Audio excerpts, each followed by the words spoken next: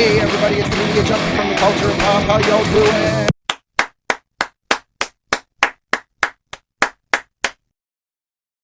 Hey everybody, it's the media junkie from the culture of pop. How y'all doing? I hope that you are doing incredible, fancy, and just full of excitement about everything going on in the entertainment world, in the world at large, whatever you believe or seek or want. Anyway, trying to be a little calmer on this one, but we are going to race through this.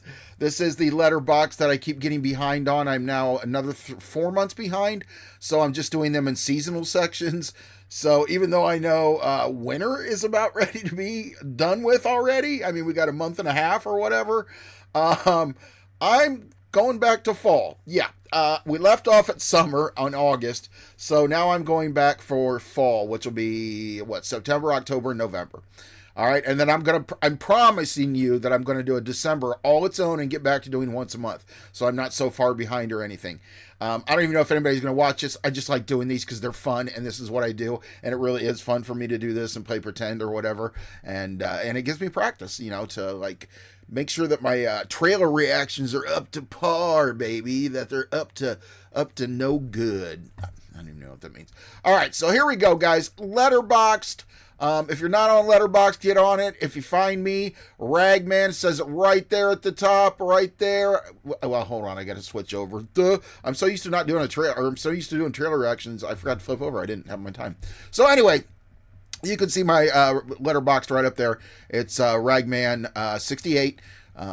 If you don't know what that is, I'm sorry, I can't tell you. My ex-wife used to think it was a tampon reference or something, Ragman. But you got to know what it is. It's a secret movie thing. If you know what it is, shout it out in the comments. Anyway, let's get started off with September 4th, and we're going to try to go quick, guys. September 4th was Jaws. I did see this in theaters. What did I say? I said saw it in a theater in 4K and in 3D. Best experience with this movie ever. That's all run together. I don't know why, but it was awesome. It was great. Like I said, there's nothing.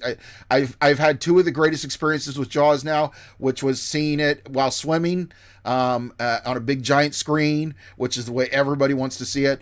And now I've seen it in 3D, remastered, 4K. It looked great. It looked amazing. Anyway, on and on. Nobody 2. So Nobody 2. What I said, I didn't say anything about that one. I did give it 3.5 stars. I put a little heart by it, which usually means, some people it means favorite. To me, it means I would watch it again. Because there's a lot of movies that I like, and I'm like, I'm not going to watch this one again, probably, though. It's too brutal or too whatever. I don't know. But Nobody 2, I loved it. Not as much as the first one, because the first one was really surprising. But like I've said before, it's neat to know that he, like, from the first one to this one, he learned how to do more and more and more of that different fighting, and he can actually do it now. Like, he's a fighter. I mean, he's not going in the ring, but I mean, he can defend himself now, basically, is what I'm thinking. So don't mess with Bob Odenkirk. Anyway, then we got 28 Days Later. I hadn't seen it in ages, and I wanted to see the new 28 Years Later? Yeah, it's up there. Okay.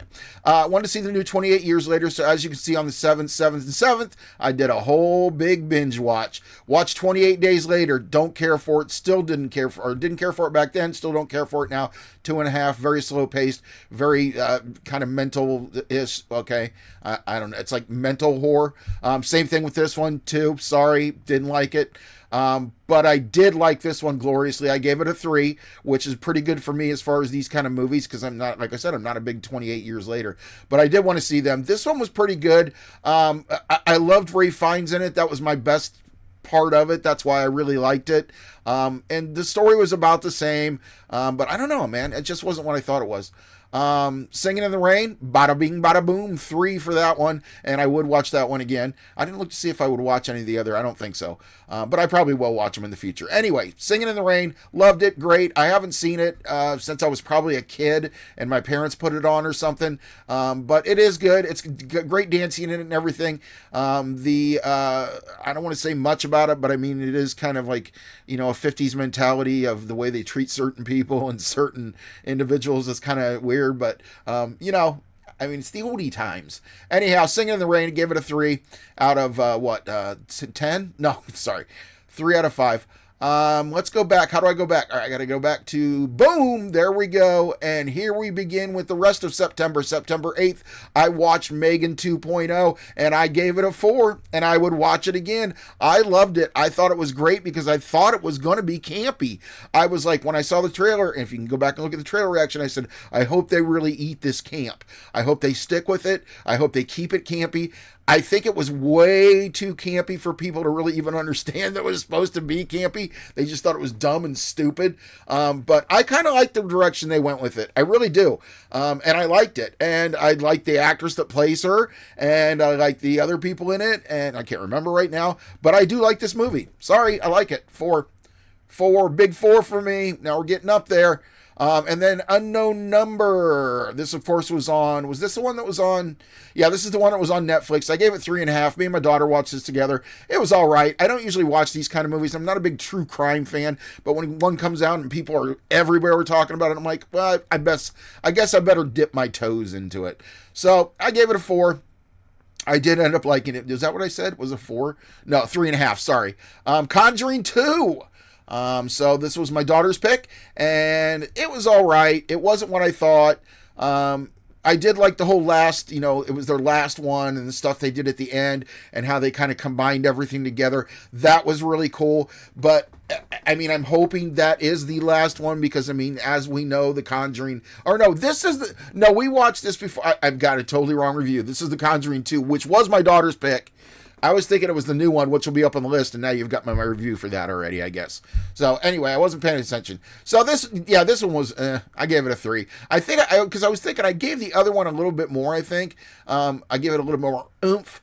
It was all right. You've all seen it. I'm not even going to talk about it. Naked Gun, wanted to watch so bad. Gave it 4 out of 5. It's not perfect, but it is funny, and it stuck to exactly what I thought it was going to be.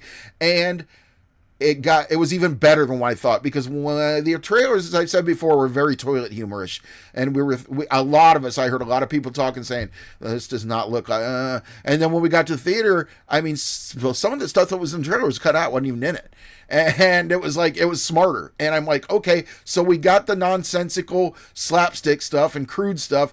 But we've also got the smart. And that's what always makes a good Zucker Abrams movie or whatever you want to call this one. I guess it's, what's his name from, the guy from The Thing that does the, what do you call it? Family Guy? Was it him? Or no? No, the guy, sorry, I forgot to shut my phone down. No, the guy from, oh my God, I'm going to waste all my time coming up with this.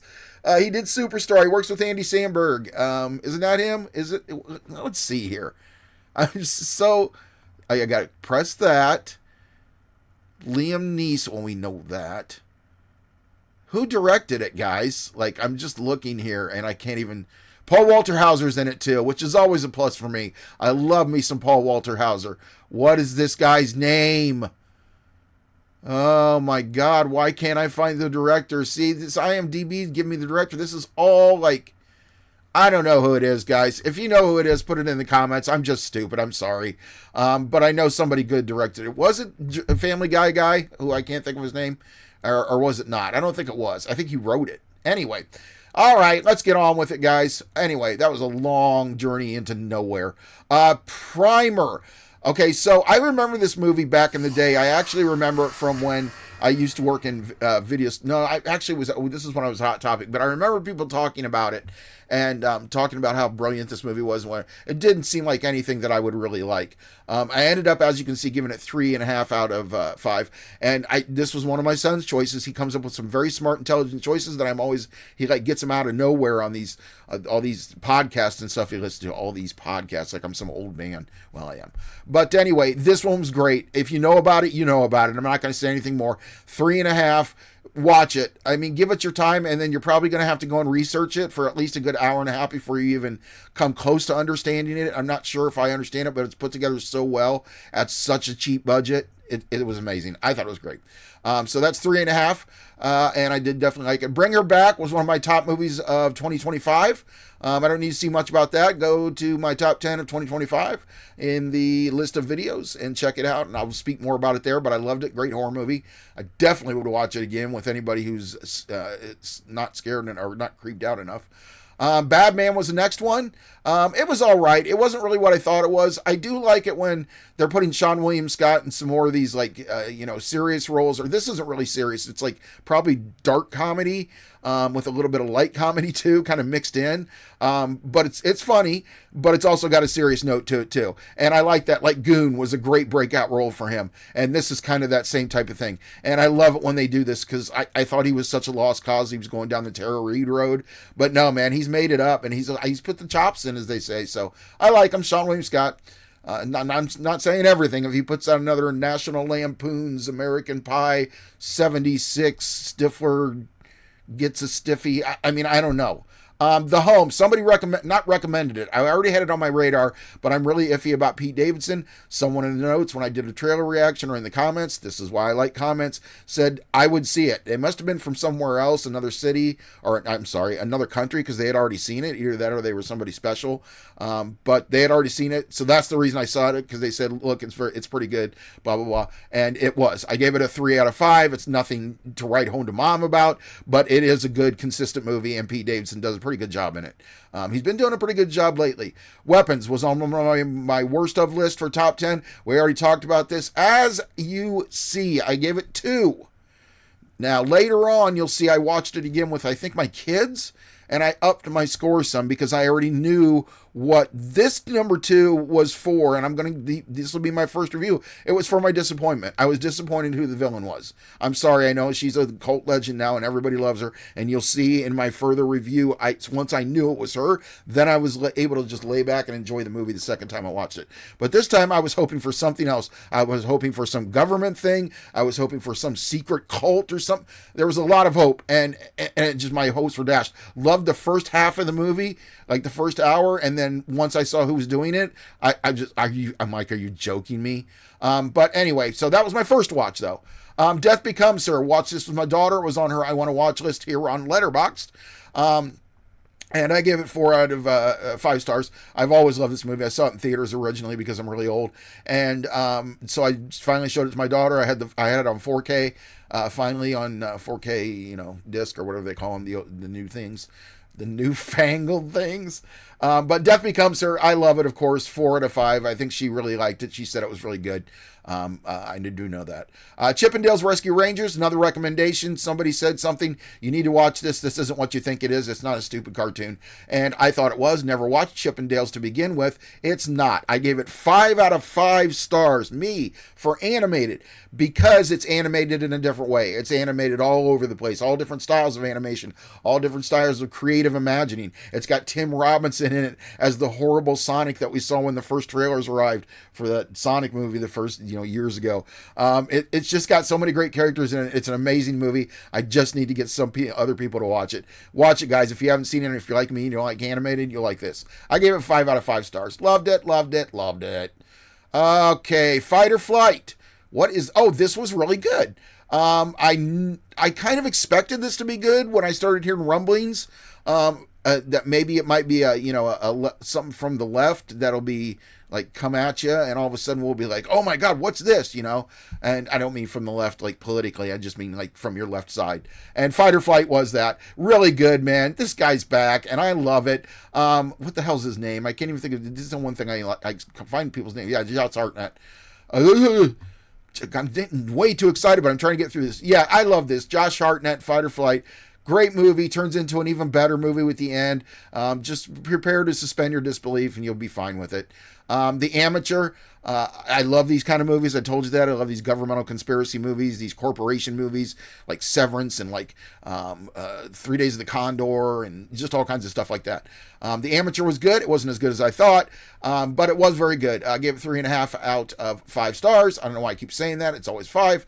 And I hearted it, so it means I would watch it again, definitely with somebody. A Better Tomorrow, a John Woo film that I haven't seen in a long, long time, and I got the opportunity to view a 4K version of it. 3.5 stars because A Better Tomorrow there's another one I think that comes up here, and I'll save it, that I like more, but this is 3.5 stars. Now that I've seen it as a grown-up, I realized that the direction's beautiful. I've always loved John Woo. I know a lot of people made fun of him, but I've always loved it. And I think this was I'm not sure why it was a lower score. because I remember liking this movie back in the day, but it could be due to age. We watched Carrie. That was my daughter's pick. Are we in Halloween yet? Or Halloween? Are we in October yet? I don't know. Carrie, I give 3.5 stars. This was never one of my favorites, but I really do like it, and I really do like Sissy Spacek. But it was never my favorites, even back in my teen days when I was watching all the different Stephen King adaptation movies. That was just not one that was on my list. My Bodyguard, this was my pick. I wanted to show this to the kids. This is one of my favorite movies. I remember seeing this in theaters with my parents. If you haven't seen it, it's really great. It's a wholesome movie. I mean, it's got some dirty language in it, just 70s type stuff. I guess it's 1980, but still left over from the 70s. Matt Dillon plays a punk bully, and he's great in it. Everybody in the cast is amazing. Baldwin, is it Adam Baldwin? There's so many Baldwins. I know he's not a Baldwin brother, but there's some Adam Baldwin. Matt Dillon, yeah, excellent. Chris Makepeace, who went on to I think he gave up acting or something, but he did a couple of movies, but they just weren't. I don't know if people didn't like him or what, because I thought he was great in this movie. But anyway, that's 3.5 stars. Amadeus, I've never seen, because when I was a teenager and such, I refused to watch it. I've never liked this kind of music. I never do like it. If it's in the background somewhere or in a movie or whatever, it's fine. It's not something I put on. My mom loves it. But I've never seen this movie, and I've always wanted to see it. And so I watched it all the way through. You couldn't get away from it when it first came out. So I have seen clips and stuff like that, but I've never seen the whole movie. And I thought it was excellent. It was so terrific. It's like 3 hours long, so it wasn't a tough watch at all. I really liked it. If you haven't seen it yet and you missed out on it in the past or whatever, go check it out because it's really good. Now we're now we're ending September, right? Yeah. So now we're into October. All right. So then I started, I guess, September. I Know What You Did Last Summer. It's on my worst of list of 2025. I did give it 3 stars. I thought it tried, and I thought probably 1.5 stars is for the fact that the OGs were in it. Jennifer Love Hewitt and what's his name? I can't think of his name. The comedian's son. Anyway, Exorcist, Believer, I thought was all right. That was these are starting to be Halloween stuff. It's because we're in October now. I gave it 3.5 stars out of 5. I really did like it. I liked it a lot more than I thought I would. I was going in with kind of another exorcism movie, because I usually don't watch most. I mean, I watch all the ones that have to do or are in lineage with the original Exorcist, but when it's like The Exorcist or Emily Rose or this or that, I tend not to watch all that stuff. So yeah, so I was kind of like, but it was pretty good. I did like it. American Sweatshop, I didn't like as much as I thought I did. I did give it 3.5 stars. A lot of that was for just like the way it was acted out, the way it was shot, very gloomy doomy, and the storyline. Well, the storyline is actually very good. It was a very good idea. It's all these people that are sitting around watching. I don't know do they still do this, or is it bots, or I mean what? Sitting around watching internet content and having to get rid of stuff that's horrible, not let it pass the line or whatever, like heads being chopped off, whatever you're into. So you have to sit and watch that horrible stuff all day, and it's about a woman who stuff happens. I'm not going to give it away, but I thought it was really well done and really good for an independent film. I give 3.5. It wasn't great, but it was good. Spinal Tap, I'm sorry to Mr. Reiner. I feel bad, but this is all before I gave this review. You can look all before this happened. It was in October, and I gave it 2 out of 5. The 2 was like a gimme. It was so disappointing. I knew it wasn't going to be good when I watched you see, I even put that this is one of the ones I put with the heart, where I'm not gonna ever watch it again. Just very disappointing. You could tell how disappointing it was when it went to boom, straight from box office to like a week later, ready to be or in streaming, and then boom, the price was already cut on Fandango and home like by half, and that's when I bought it. So you could tell it was good. Bring Her Back. Okay, this is why I watched it again with my kids. You already know how I feel about that. 5 stars out of 5. This was my daughter's pick, Brightburn. She had never seen it. I gave it 4.5 out of 5. I originally liked it when it came out. When I saw that James Gunn had to do with it, I was like, okay, well, this makes a lot more sense. So I thought that was pretty cool. I did like it. This is, I think, the 3rd time I've watched it. I think I showed it to my wife a while back. But I do like this movie. It's like the bad Superman or whatever. You've all heard of it, probably so. Life of Chuck, I was really surprised by. That was my next watch in October. I know these aren't all horror films. I don't do every day, but me and my kids do every day when we do have our 3 movie days. But anyway, The Life of Chuck, I was amazed by it. I was tantalized by it. You'll see on here on this list that I watched it again with my kids because I was so impressed by it. I gave it 4 stars. And of course, you know, A Lover's Heart. Code 3, another one that I was surprised by. 3.5 out of 5, stretching almost to 4. It's very funny. Rainn Wilson is very, very funny. It's weird not seeing him as Dwight. You do have to get used to that. All the other actors have done stuff and you can see them as somebody else, but he's so just in tight with Dwight. That's a rhyme I just got. In tight with Dwight. Anyway, it's hard to get used to him, but God, he's so funny in this movie. Is Hannibal Buress in this too? Is that who the other dude is? Hold on, I gotta hit this. Gotta do this. I didn't think it'd be. No, Lil Rev Howery, yeah, he's the guy that reminds you of Hannibal Buress. Rob Riggle's in it, just not much. Oh, Yvette Nicole Brown, I forgot about her. She's really good, but she's always good. The Toxic Avenger, I was waiting for this. 5 out of 5, guys. I gotta say, they really captured the Troma style in a more 2025 way. As much as I can't stand Peter Dinklage. Fuck you, Peter Dinklage. He did a good job. Yeah.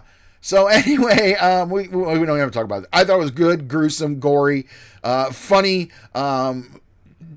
disgusting. I mean, I don't know what more to say about it. There's so many things you can say about a Troma film, and I thought the aspiration to be a Troma film, it's not a Troma film. There's still a difference.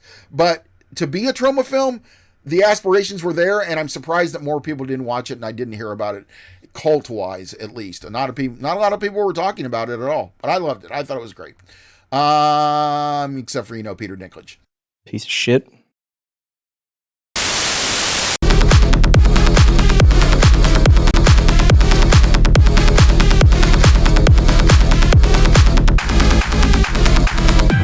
I hope you're doing marvelous today. I'm doing splentastic.